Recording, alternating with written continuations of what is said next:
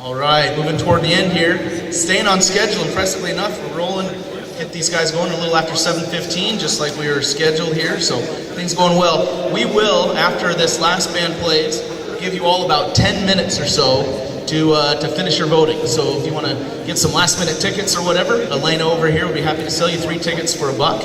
Just come on over and grab some tickets. You can throw them in the ballot boxes back in the back. And then, like I said, about 10 minutes after that's the last band is finished up, we are going to start counting tickets. We have a lot of engineers, science, mathematicians that plan on counting very quickly.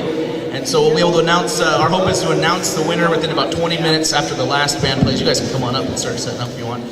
So about 10-20 minutes after the last band plays, we will be announcing winners. I'm going to make just a couple, slide over the other mics so they can get set up.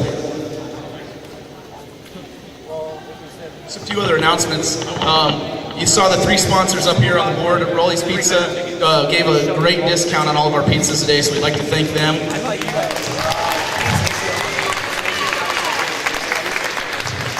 Baszler's donated the cookies, so if you got a chance to get some of those, that was great. And then the last one, Pepsi. You see, Pepsi is rose-hulman's. I guess we switched from Coke to Pepsi about 10, 12 years ago, but they do a lot for us here. But one of the things my wife just pointed out to me, and I didn't even notice that, but pretty neat. When they didn't tell us they were going to do this or anything, but when they agreed to donate the drinks, if you noticed, everything you grabbed out of there today was either diet or water. So when they heard it was for diabetes.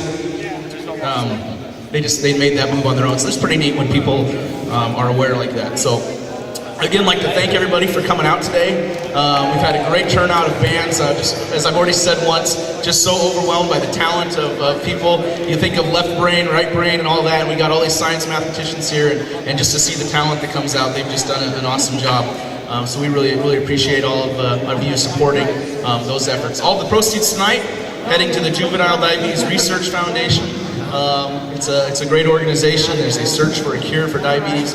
Obviously, I learned a lot in the last year and a half after my son was diagnosed, but the advancements that happen every decade, it's just amazing. If you look at 10 years ago and 10 years before that and 10 years before that, what people had to deal with. And so we are under 5 years away from an artificial pancreas. I mean, we're that close to, we were watching a special on a couple nights ago, and just to see how neat that is, where you look at the biomedical aspects, the computer science aspects, the electrical engineering, the controls, the mechanical engineering. I mean, really encompasses a lot of the things that our students do here. And so we have several alums that are working on that artificial pancreas right now. So I'm going to give these guys just a couple minutes to wrap up. Oh, I'm sorry. No, go ahead. We have one more introduction for you today. This is our good friend Rebecca Anderson. Some of you guys probably know her older brother on campus, Joel Anderson. Her father's also a professor in the CS department. And Rebecca has type 1 diabetes, and I've asked her if she'd please share her story with you. Hers is kind of the more drastic ones. Her parents took her to the doctor, she was sick. I'm going to start it, I'm going to let her finish. Her parents took her to the doctor, she was sick, the doctors kept treating her with antibiotics, and then she got really sick, and I'm going to let her take the story from there.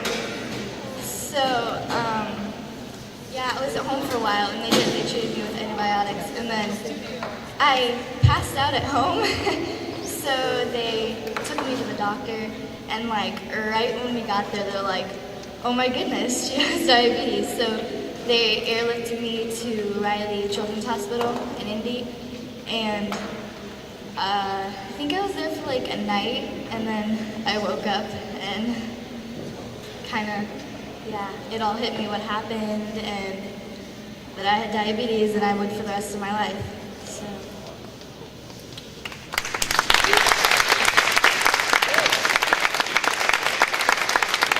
Rebecca and her older sister watch our kids sometimes when we need people to watch them, and it's always nice to have somebody there that's very familiar with diabetes. It's really hard to find a babysitter when you have a child with diabetes, because you have to have somebody that's knowledgeable, obviously. So she's been a wonderful blessing to our family.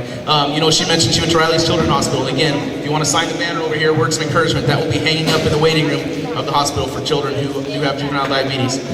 So I'm going to be quiet here and let these guys finish their sound checks and stuff, and we'll get started with our last band in just a couple of minutes.